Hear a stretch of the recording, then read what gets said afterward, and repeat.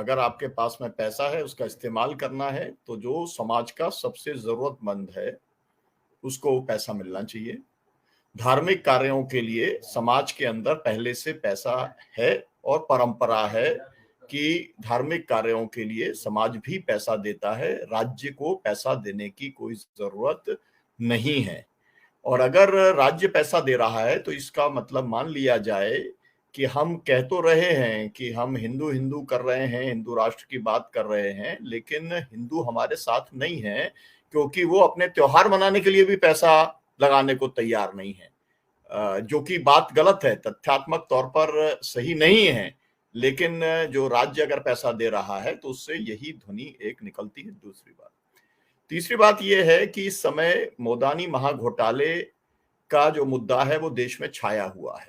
इस समय देश में लोकतंत्र का मुद्दा छाया हुआ है। इस समय देश का संविधान खतरे के अंदर है। फासिज्म पूरी तरीके से नंगा नाच अपना कर रहा है। स्टेट रिप्रेशन चरम पर है। गांधी पीस फाउंडेशन के अंदर एक कश्मीर के रिप्रेशन की जो स्थिति है उसको लेकर एक मीटिंग थी, उसको पुलिस ने रद्द करा दिया। मतलब हॉल मीटिंग जो इमरजेंसी के अंदर भी जिन पर रोक नहीं लगी थी, वो रोक लगाने का काम भी अभी हो गया है।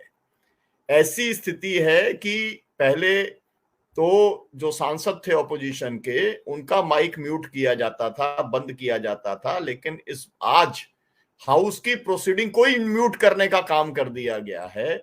मेरा मतलब है कि इस समय देश के सामने बहुत बड़े सवाल हैं, बुनियादी सवाल हैं, लेकिन जनता, देश के नागरिक उन सवालों में कहीं पर उतर ना जाए मैदान में, एस्टेब्लिशमेंट के खिलाफ में, सरकार के खिलाफ में, मोदानी महाघोटाले के खिलाफ में, या एमएसपी को लेकर के, या अपने अपने सवालों को लेकर के, बेरोजगारी महंगाई की जो बात हुई, इसलिए ये डाइवर्ट करने के लिए ये इस तरीके के छोटा मोटा जिसका कोई उपयोग नहीं है, जिसे आई वॉश कहा जाएगा, जिसे सीधे सीधे एक तरीके से धोखाधड़ी भी कहा जाएगा, जो चतुर्वेदी जी ने बताया, एक जिले के लिए 1 लाख रुपए अगर आप देने का काम करते हैं, तो मुझे लगता है कि इसको तो बाकायदा चैलेंज करने का काम करना चाहिए। क्योंकि पहले भी कर्नाटक के अंदर गौ सेवा के लिए जो है उसकी पूजा कराने के लिए कर्नाटक ने पैसा दिया।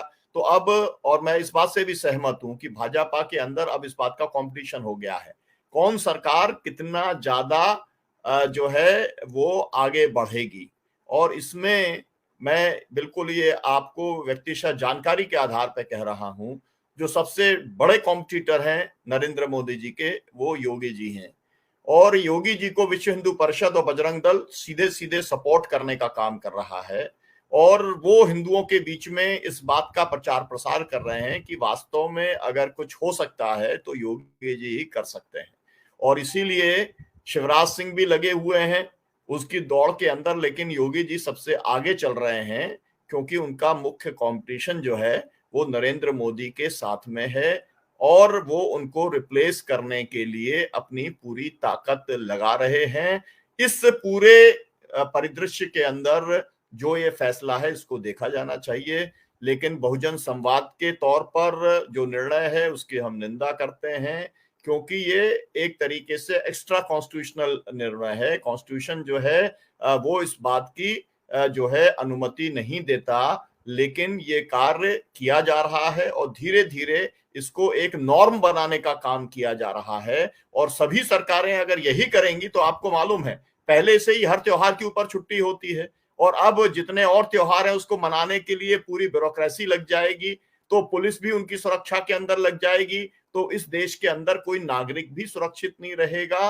और जो काम होना चाहिए नागरिक सुविधाएं सुनिश्चित करने के लिए, आम नागरिक अधिकारों को सुनिश्चित करने के लिए, वो भी नहीं हो पाएगा। और इसलिए मुझे लगता है कि चर्चा बहुत अच्छी रही, समय बहुत हो गया है, और मैं सभी जो पैनलिस्ट हैं उनको धन्यवाद देता हूं कि बहुत अच्छी चर्चा हुई है, और मुझे लगता है कि इस तरीके की चर्चा लोगों के बीच में जाना चाहिए। अगर और किसी तरीके से इसकी चर्चा होगी तो ये कहा जाएगा कि ये तुष्टीकरण करने वाले लोग हैं, लेकिन आज की जो चर्चा हुई है उसमें तुष्टीकरण का मामला नहीं है। उसके अंदर जो खुद लोग समझते नहीं हैं हिंदू संस्कृति को, हिंदू परंपरा को, वो लोग राजकाज के नाम पर और लोगों को एक तरीके से उंगली कटा करके शहीद करने वाले अंदाज के अंदर वो तमाम सारे निर्णय कर रहे हैं। तो उसका खुलासा बहुत अच्छे तरीके से हमारे विद्वान पैनलिस्ट ने किया है। आप सबका बहुत बहुत शुक्रिया।